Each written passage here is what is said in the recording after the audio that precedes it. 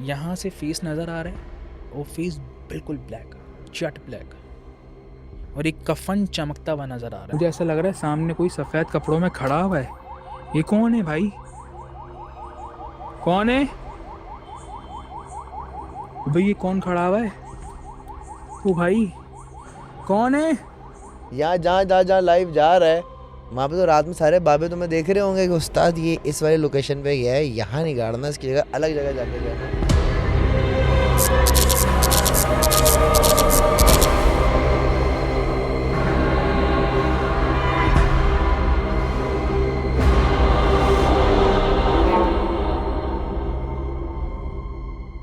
तुम्हें कब्रिस्तान में गए थे और वहां तुम्हें कफन पोश दिखा। कफन पोश क्या होता है और ये क्या स्टोरी है?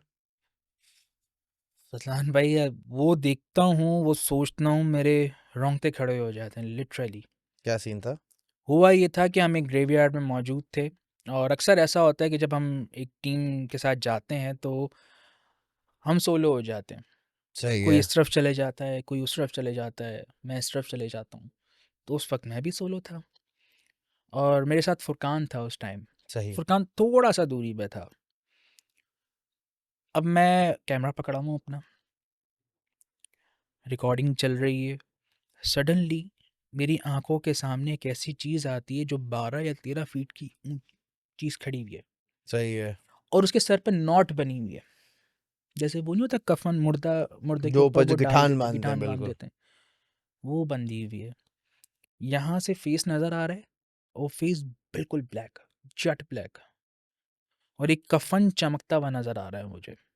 और कितने फासले पे होगा तुम्हारे वो? ये तकरीबन होगा, ये 7 से 8 फीट के फासले पे होगा ये अच्छा। तकरीबन। और ये मुझे नज़र आ रहा है सामने। मैंने अपना कैमरा उस तरफ किया है, रिकॉर्ड हुआ है ये। लकीली रिकॉर्ड हुआ है मेरे कैमरे में, वो चीज़ रिकॉर्ड हुई है। मैं पूछ रहा हूँ कौन है, कौन है? बाबाज़े बुलंद मैंने पूछा कौन है। बताते हुए भी मुझे रोंगटे खड़े हो रहे हैं।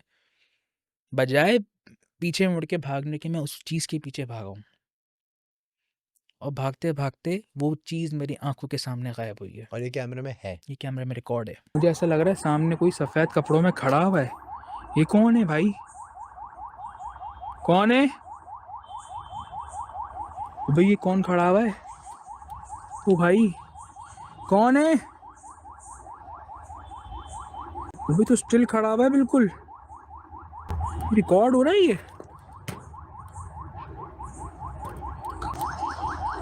जाके देखूंगी है क्या ये।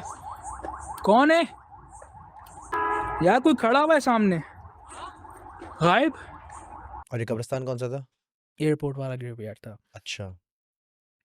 उस ग्रेवयार्ड में हमें हांडी भी मिली थी। हांडी, हांडी वाला हांडी जादू, वाला जादू, वो क्या हांडी सीन वाला था? जादू। अच्छा अज़लान भाई, मैं एक नतीजे पे पहुंचा हूँ। तकरीबन 7 साल से मैं पैरानॉर्मल इन्वेस्टिगेशन कर रहा हूँ। हम्म। मैंने एक चीज़ नोटिस की है, हर चीज़ से इंसान सीखता है। मैंने भी एक चीज़ देखी है, हम्म। नोटिस की है, कि ये जो हांडी वाली जो हांडियाँ होती हैं ना, हम्म। वो ज़्यादातर फ्रेश ग्रेव्स पे होती हैं, जो 2 या 3 दिन पुरानी कब्र हो, अच्छा। और ज़्यादातर बच्चों की कब्रों पे रखी जाती है। तो वो हांडी जो थी वो रखी हुई थी, मैंने रिकॉर्ड की, और वो कफन से लिपटी हुई थी वो हांडी। इट्स मीन कि वो किसी पे जानलेवा थी, वो मतलब जानलेवा जादू किया गया है। तो फिर उसके बाद जब वो वायरल हुई है इंस्टाग्राम पे, फेसबुक पे, तो फिर जिन साहब की वो अहाता था, हम्म। उनका मेरे पास मैसेज आया कि है। हाँ, कि जानज़ेब भाई ये जो है, ये हमारा अहाता है। यहाँ पे मेरी वालदा भी हैं, मेरे वालिद भी हैं, मेरी खाला भी हैं, ये सब हैं यहाँ पे दफन है। और इस जगह पे हांडी देखी है मैंने, तो क्या आप इस हांडी को डिस्पोज कर सकते हैं वो इस तरीके से? मैंने कहा ठीक है, कोशिश करते हैं, हो गया तो ठीक है। अगले दिन मैं दोबारा वहाँ गया। हम्म। वहाँ गया तो वो हांडी खुली हुई थी। सही। उन साहब को मैंने कहा था कि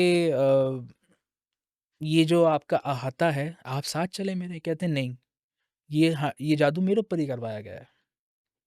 और वो किस तरीके से वो कह रहे हैं कि मेरा कारोबार बर्बाद, हम्म। मेरी डिवोर्स हो चुकी है, हम्म। मेरा एक बच्चा था उसकी डेथ हो गई है। अल्लाह अकबर। ये सारा सामान, ये सारा सिनेरियो उन साहब के साथ चल रहा था। तो कह रहे हैं कि मैं दूर हूँ इन चीज़ों से फ़िलहाल, और लेकिन ये जो अहाता है, ये जो हांडी आपको मिली है, ये अहाता मेरा ही है, जहाँ पे मेरे सारे घर वाले दफन हैं।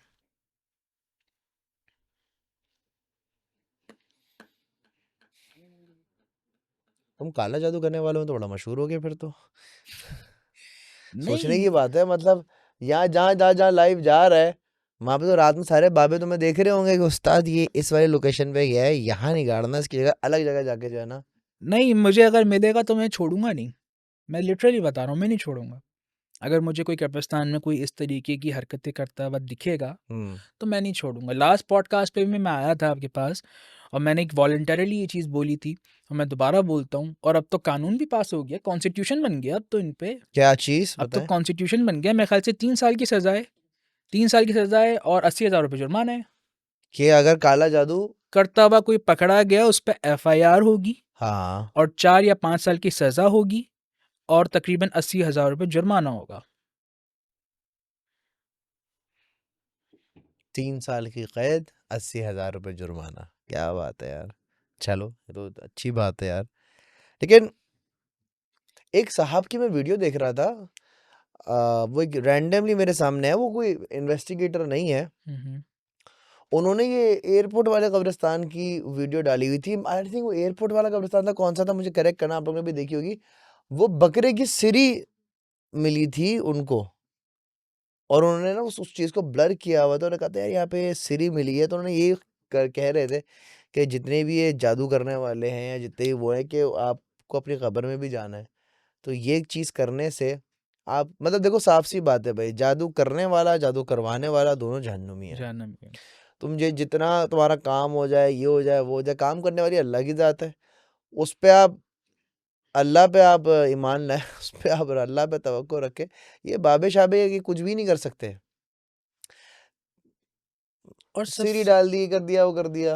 और सबसे बड़ी बात, हमारे लोगों को इन पे यकीन है, इन पे बिलीव है कि यार अगर मैं इस अच्छा, पे सॉरी तेरी बात काट रहा हूँ, मुझे लगता है ये ओवरसीज़ पाकिस्तानी जो होते हैं ना, इनका भी बड़ा गेम है। ओवरसीज़ पाकिस्तानी जो है ना, वो खुद एक अपने लिए खड्डा खोदते हैं और उसमें दब जाते हैं।